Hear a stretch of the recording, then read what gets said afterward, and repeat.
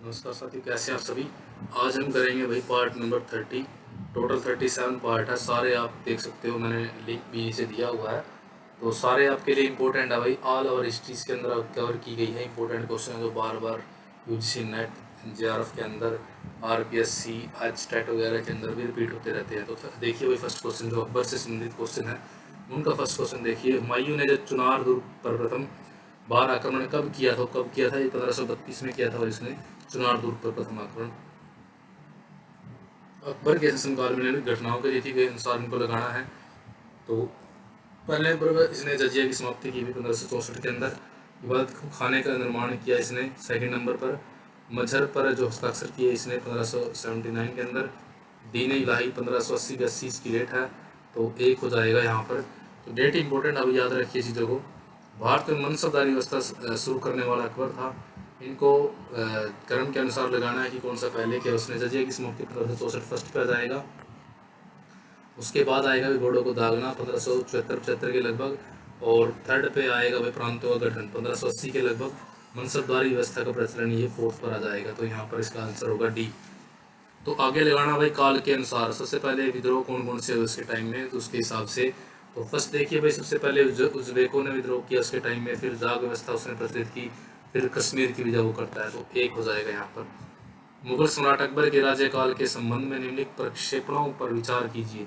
अकबर ने मनसबदारी व्यवस्था लाकर अभिजात वर्ग और सेना पर अपना नियंत्रण दृढ़ किया।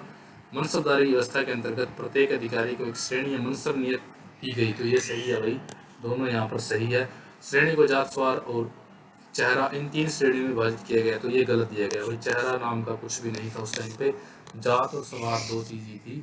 तो यहाँ पे दो, एक और दो ठीक हो जाएगा, यानी कि सी इसका आंसर होगा। अकबर कहाँ का शासन, अकबर का शासन जाना जाता है, किसके लिए जाना जाता है? तो ये जाना जाता है भाई क्षेत्र को जीतने के लिए, अपने प्रशासन व्यवस्था के लिए, न्यायिक प्रशासन के लिए। तो एक, दो और तीन हो जाएगा भाई। उसकी धार्मिक कट्टरता नहीं थी, धार्मिक नहीं, इतना कट्टर नहीं था वो, सहिष्णु शासक था। तो ये था फोर, यहाँ पे गलत है। अकबर के काल में हर 10 घुड़सवार सैनिकों के लिए मनसबदार को 20 घोड़ों का रखरखाव करना पड़ता था। तो ये सही है भाई, अकबर के काल में हर 10 घुड़सवार सैनिकों के लिए मनसबदार को 20 घोड़े, यानी कि अपने पद के हिसाब से डबल रखना होता था।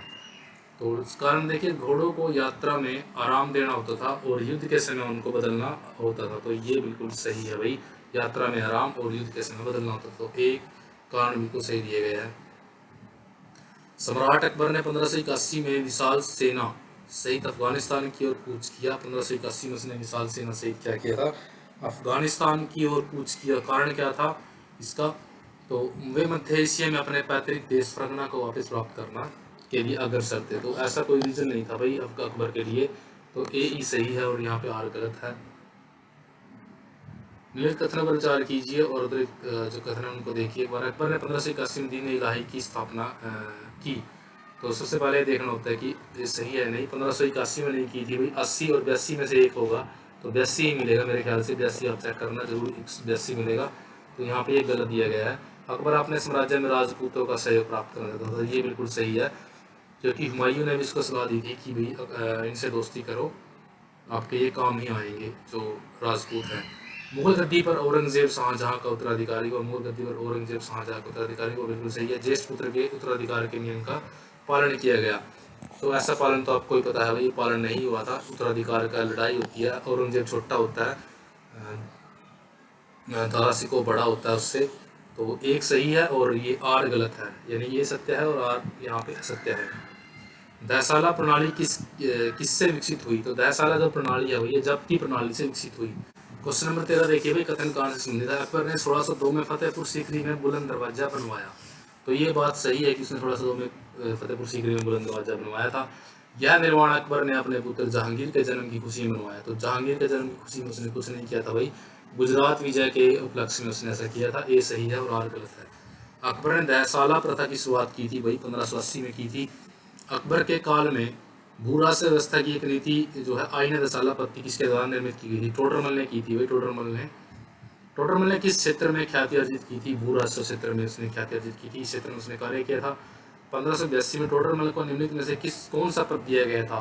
तो दीवाने अशरफ का पद जो है उसको दिया गया था और ये भूराष्ट्र से संबंधित था। भूराजस्व प्रशासन के क्षेत्र में शेरशाह एवं अकबर के मध्य निम्नलिखित में से कौन सा जो है नरंतर्य की कड़ी थी? तो क्या था भाई? टोडरमल जो मेन था इनके बीच में, शेरशाह और अकबर के बीच में जो टोडरमल हुआ है भाई, ये शेरशाह के शासनकाल में भी कुछ अधिकारी वगैरह रहा था, फिर बाद में जाकर के अकबर के टाइम में भी इसने कार्य किया। टोडरमल संबंधित है भाई किस चीज़ से? मालगुजारी के सुधारों से संबंधित है। किस शासन के प्रशासन तंत्र में किरोड़ी शब्द का प्रयोग भू राजस्व विभाग के अधिकारियों के लिए किया जाता था? तो ये अकबर के टाइम में था भाई। इसने किरो जहाँ क्षेत्र एक जिस क्षेत्र से 1 करोड़ राजस्व प्राप्त होता था, वहां पर इसने किरोड़ी नाम का एक अमीर को नियुक्त किया था। तो ये याद रखना आपको। जब्ती प्रणाली किसकी उपज थी?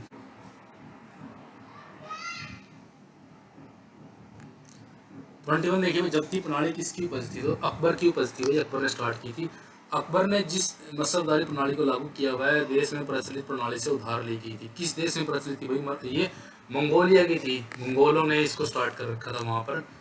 टोडरमल के भूराजस्व व्यवस्था में कौन सी भूमि जो है कभी भी खाली नहीं रहती थी? तो ये पोलस भूमि थी भाई, कभी खाली नहीं रहती थी। साल साल यहाँ पर खेती की रहती थी। पड़ोती को 1-2 साल के लिए छोड़ दिया जाता था, और चाचड़ भी 2-3-4 साल के लिए खाली छोड़ दी जाती थी, फिर बाद में खेती होती थी। और बंजर तो बंजर ही होती थी। 4 टाइप में इसने भूमि को बांटा था, ये याद रखना आपको। पोलज, पड़ोती और चाचड़ और बंजर। मनसबदारी अकबर। अकबरकालीन सैन्य व्यवस्था आधारित थी मनसबदारी पर।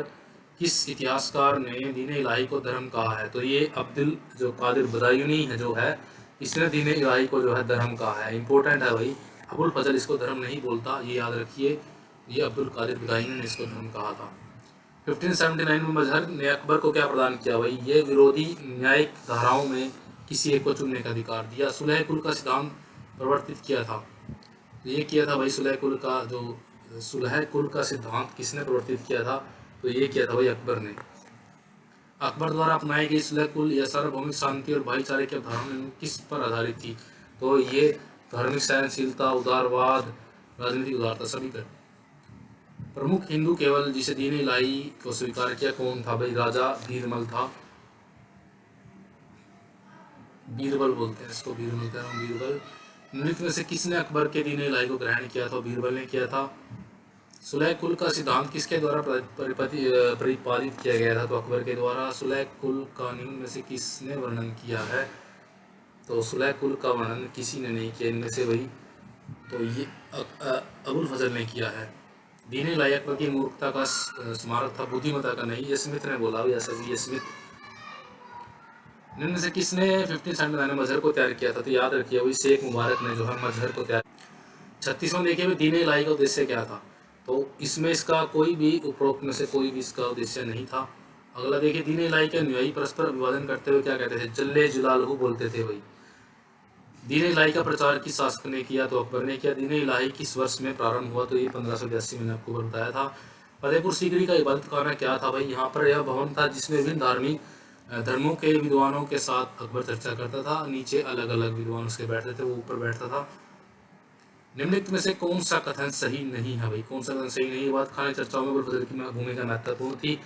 इवन इबादत खाना की धार्मिक चर्चाओं में अकबर के धार्मिक विचारों के विकास में कोई भूमिका नहीं निभाई। तो ये गलत दिया गया भाई।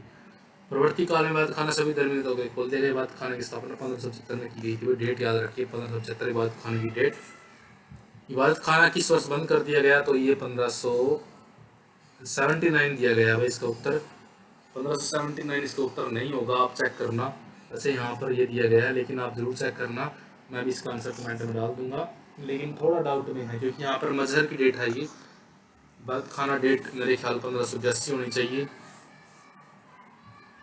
1582 होगा, आप चेक करना। इनमें से किस स्थान पर अकबर ने इबादत खाना का निर्माण किया? तो फतेहपुर सीकरी में। आप इस क्वेश्चन को एक बार खुद चेक कर लोगे गूगल वगैरह से या बुक से, तो आपका ये पक्का हो जाएगा, या ऐसे चीज़ें याद रहती हैं।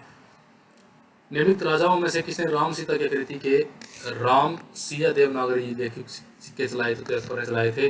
अकबर का इबादत खाना वह स्थान है जहाँ पर क्या होता था?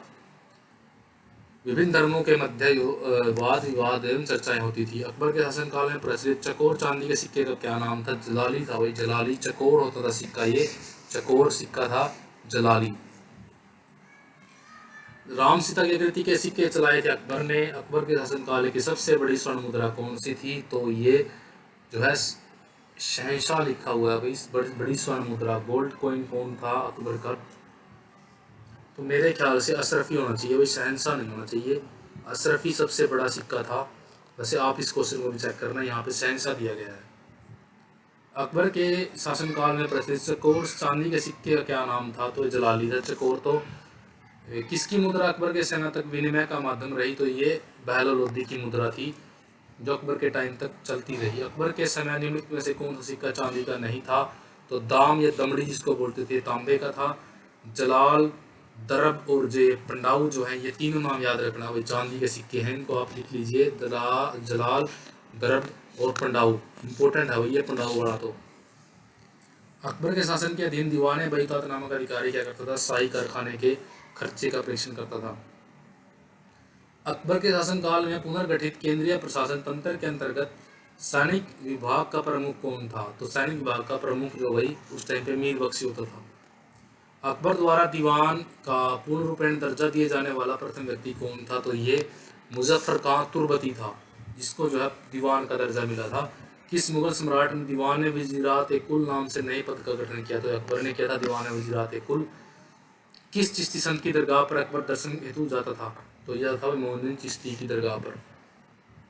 और जहाँ पर फर्स्ट टाइम जब ये जाता है तो बारमल जो आमेर का शासक था, अपनी पुत्री का विवाह इससे करता है और अधीन का स्वीकार करता है।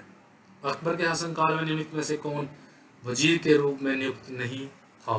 तो बहादुर खां उज़्बेक नहीं था। शमसुद्दीन खां टोडरमल, निजामुद्दीन खलीफा, ये तीनों जो थे इसके वजीर के रूप में नियुक्त थे। जैन साधु जो अकबर के दरबार में कुछ वर्ष रहा और इसे सदगुरु या जगत गुरु की उपाधि से सम्मानित किया गया, तो ये कौन था? हरिविजय सूरी जो था जगत गुरु था, यह जगत गुरु की उपाधि थी। वह प्रसिद्ध जैनाचार्य कौन था जिसके अकबर के बहुत सम्मान किया था? तो ये था हरिविजय सूरी, जिसे अकबर ने बहुत सम्मानित किया था। बादशाह अकबर ने जगत गुरु की उपाधि दी थी हरिविजय सूरी को। जगत गुरु की उपाधि हरिविजय सूरी। सेम क्वेश्चन देखिए बार बार रिपीट होने वाले हैं। किस सिख गुरु को अकबर ने 500 बीघा जमीन दी थी? रामदास को जो है इन्होंने 500 बीघा जमीन दी थी। रामदास याद रखिएगा।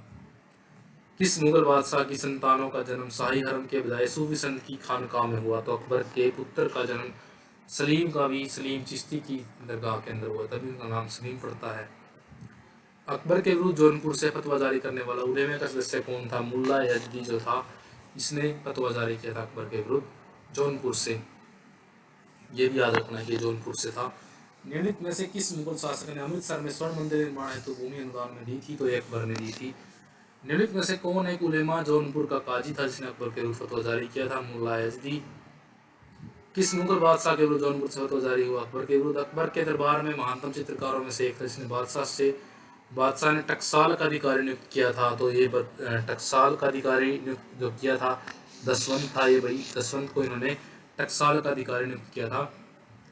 निम्नलिखित चित्रकारों में से अकबर ने किस मुल्तान का दीवान नियुक्त किया था? मुल्तान का जो यहाँ से दीवान नियुक्त किया था ये अब्दुल समद को किया था, मुल्तान का दीवान नियुक्त।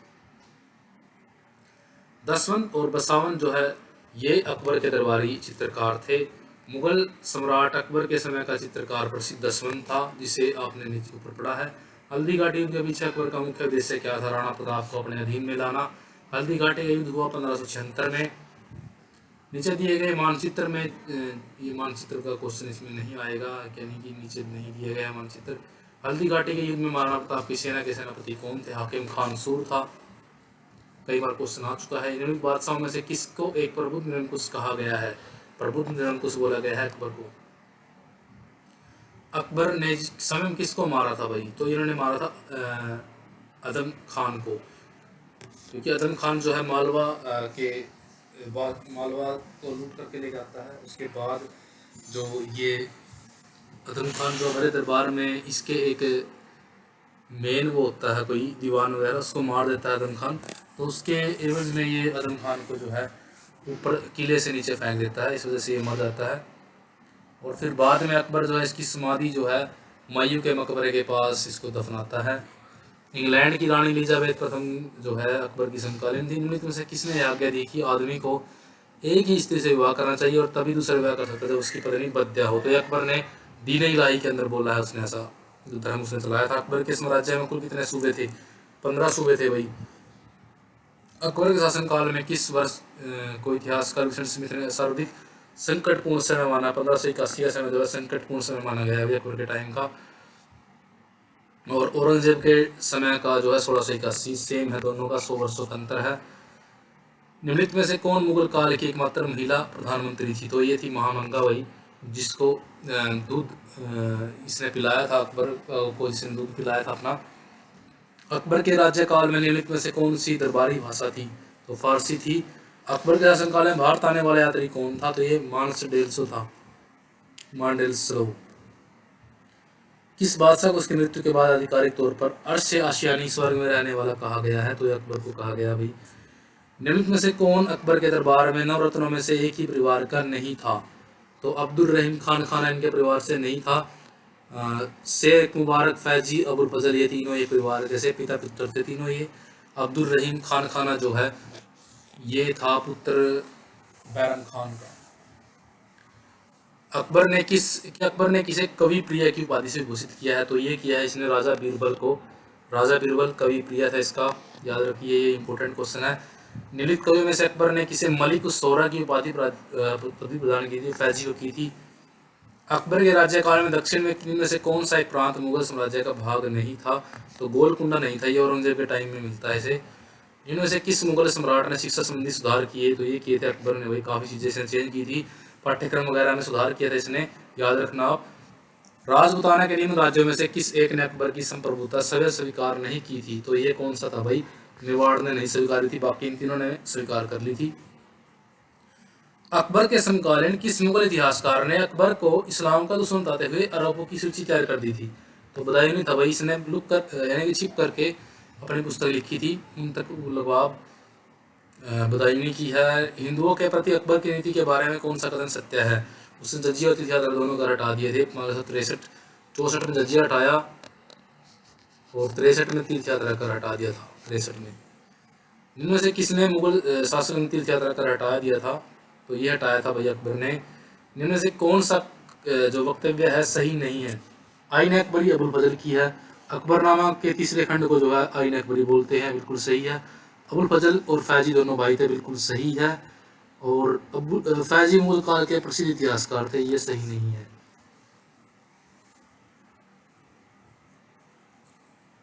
ईरान के शाह और मुगल शासकों के बीच झगड़े की जड़ क्या थी? तो क्या था भाई? कंधार था, जिसको लेकर के बार बार इनमें लड़ाई होती रही। अकबर और शेरशाह दोनों ने ही हिंदू अधिकारियों को नियुक्त किया था। अकबर ने जजिया की समाप्ति की 1564 में, तीर्थ यात्रा 1563 में। इन तथ्यों में कौन तथ्य है जो अकबर को राष्ट्रीय सम्राट सिद्ध करने में सहायक नहीं है? अकबर ने इस्लामी धर्म को त्याग दिया। अकबर ने इस्लाम धर्म को त्याग दिया। प्रशासकीय एकता और कानूनों की एकरूपता अकबर द्वारा सांस्कृतिक एकता का प्रयत्न अकबर की धार्मिक नीति। कौन सा तथ्य ऐसा है जो अकबर को राष्ट्रीय सम्राट सिद्ध करने में सहायक नहीं है? तो अकबर ने इस्लाम धर्म त्याग दिया, ये ऐसा करने में सहायक नहीं है भाई, इंपॉर्टेंट क्वेश्चन है ये।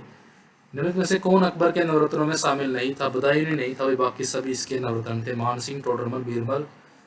अकबर ने कब दास प्रथा का अंत कर मानव अधिकारों को संरक्षण दिया? तो 1562 में किया। 1585-86 में केवल जिस राजपूत को 5000 का मनसब प्राप्त था वह कौन था? तो ये राजा भगवंत दास था। 1585 में अकबर ने अपनी राजधानी कहाँ स्थानांतरित की? लाहौर में की। 1585 में अकबर के समय निम्नलिखित में से कौन एक प्रांत नहीं बल्कि केवल एक जिला था? तो ये था भाई कश्मीर। निम्नलिखित में से किस मुसलमान शासक ने तीर्थ यात्रा कर समाप्त कर दिया? अकबर ने किया। अकबर ने बंगाल एवं बिहार को मुगल साम्राज्य में कब मिलाया? 1575 में मिलाया था भाई बंगाल और बिहार को। अकबर के दरबार में आने वाला पहला अंग्रेज व्यक्ति कौन था? रॉल्फ फिंच था भाई। अकबर ने सर्वप्रथम वैवाहिक संबंध राजपूतों से जिस ग्रह में स्थापित किए वह कौन था? तो ये इसने कछवाओं से किए थे भाई, आमेर के कछवा। निम्नलिखित में से किस परिवार ने सर्वप्रथम अकबर के साथ में वैवाहिक संबंध स्थापित किए? कछवा, आमेर के कछवा। शाहजहां के शासनकाल में 12 सिखों को बलख, बदकसा और कंधार के अभियान पर भेजा गया था। बिल्कुल सही है भाई, वो गया था। कारण क्या था? शाहजहां द्वारा मध्य पूर्व को भेजा गया अभियान अद्भुत रूप से सफल रहा था। तो ये बिल्कुल गलत है भाई, ये सफल नहीं था अभियान। तो ए सही है और आर गलत है। और ये था हमारे भाई अकबर से संबंधित क्वेश्चन। आगे मिलते हैं जहांगीर और शाहजहां से संबंधित क्वेश्चन के अंदर। तो सारे जो इम्पोर्टेंट आपके लिए करते रहिए इनको। जय हिंद, वंदे मातरम।